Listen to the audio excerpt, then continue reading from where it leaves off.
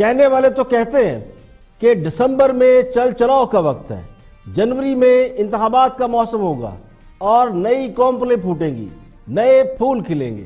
Opposition کی جانب سے یہ بھی دعوے کیے جا رہے ہیں کہ انہیں جلد الیکشن کی یقین دہانی کرا دی گئی ہے۔ اب یہ کس نے کرائی ہے یہ کسی کو معلوم نہیں، جبکہ حکمران جماعت کا دعویٰ یہ ہے کہ اپوزیشن خواب دیکھ رہی ہے اور یہ خواب کبھی پورا نہیں ہوگا۔ ہم 5 سال پورے کریں گے۔ حکومت یہ کہتی ہے جو خالی ہاتھ آئے تھے وہ خالی ہاتھ واپس جا چکے ہیں۔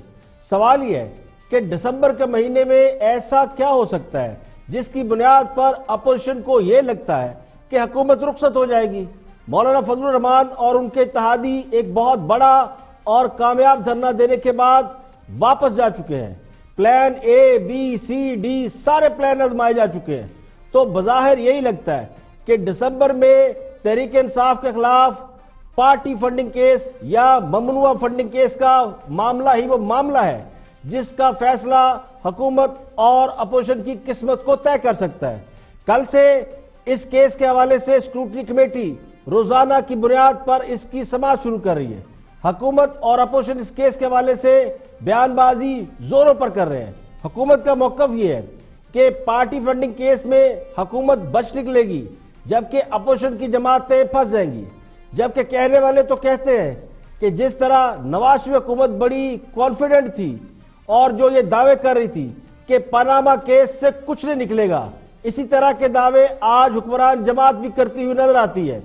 پاناما کیس اور فارن فنڈنگ کیس میں اگر کوئی مماثلت نکل آئی تو کوئی حیرانی کی بات نہیں ہوگی۔ مسئلہ یہ نہیں کہ کس جماعت پر کون سا الزام کب لگتا ہے اور کیوں لگتا ہے، مسئلہ یہ ہے، یہ ہمارا ٹریک ریکارڈ ہے کہ جس کو نکالنا ہو، جس کو مائنس کرنا ہو تو پھر وہ پاناما ہو یا اقامہ ہو وہ نکال باہر کیا جاتا ہے۔ ممکن ہے اپوزیشن نے اسی قسم کی توقعات اس کیس کے حوالے سے بھی لگا رکھی ہوں۔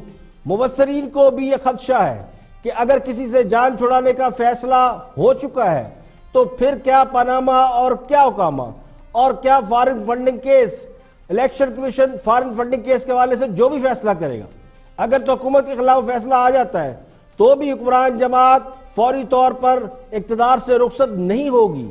وہ اس کے حوالے سے سپریم کورٹ جا سکتے ہیں، اپنے لیے مزید وقت اور انصاف حاصل کر سکتے ہیں۔ تو بظاہر یہ نہیں لگتا کہ فارن فنڈنگ کیس ہی وہ واحد کیس ہے جس کی بنیاد پر رائی کا پہاڑ بنایا جا رہا ہے یا دسمبر اور جنوری میں موسم کی تبدیلی کے دعوے کیے جا رہے ہیں۔ اور نہ میں یہ سمجھتا ہوں کہ کسی کو اس بات کا پہلے سے علم ہے کہ الیکشن کمیشن کیا فیصلہ دے گا اور اس فیصلے کا تعلق کسی کو گھر بھیجنے سے ہوگا، لیکن سیاسی حالات اور واقعات کا اگر غیر جانبدار ہو کر تجزیہ کیا جائے تو وہ اس بات کی طرف اشارہ ضرور کر رہے ہیں کہ اپوزیشن نے جس بڑی طاقت کے ساتھ اسلام آباد پر چڑھائی کی اور خاص صاحب سے استعفیٰ لیے بغیر واپس لوٹ گئی اور ناکامی پر کسی جھنجھلاہٹ کا اظہار نہیں کیا بلکہ اور زیادہ پر اعتماد نظر آتی ہے یا اعتماد دکھا رہی ہے، تو اس کی وجہ سے کیا سرائیوں اور افواہیں زور پکڑ چکی ہیں، تبدیلی کی باتیں کی جا رہی ہیں۔ بعض حلقے اسے اعلیٰ انتظامی عہدوں کے حوالے سے بھی جوڑ رہے تھے، لنک کر رہے تھے، لیکن بظاہر وہ بھی اب کوئی بڑا تنازع نظر نہیں آتا۔ نہ کسی ادارے کی سربراہی کا کوئی تنازع ہے، نہ اپوزیشن حکومت گرانے کے لیے حملوں میں کوئی شدت پیدا کر رہی ہے۔ اس پوری صورتحال میں ہو سکتا ہے کہ مولانا کو سمجھا بجا کر کچھ وعدے وعید کر کے واپس بھیج دیا گیا ہو۔ خود مولانا اس حوالے سے مولانا نے بھی ایک انٹرویو دیا ہے، سنتے ہیں کہ خود وہ کیا فرماتے ہیں۔ مہینے کے اندر ہمیں صورتحال کچھ ذرا زیادہ واضح ہوتی ہے، منظر زیادہ صاف ہوتا نظر آئے گا۔ تو انشاءاللہ العزیز مجھے تو اگلے سال کے ابتدائی مہینے میں الیکشن نظر آ رہے ہیں۔ ہر سطح پر اس حقیقت کو تسلیم کر لیا گیا ہے کہ یہ حکومت نہیں چلتی، اور ہماری یہاں پر ایک رہبر کمیٹی ہوئی تھی جس کے پاس حکومت کی مذاکراتی ٹیم آئی تھی۔ آپ نے ایک لفظ سنا ہوگا کہ انہوں نے ایک جواب دیا تھا کہ یا ہمیں استعفیٰ چاہیے یا استعفے کے برابر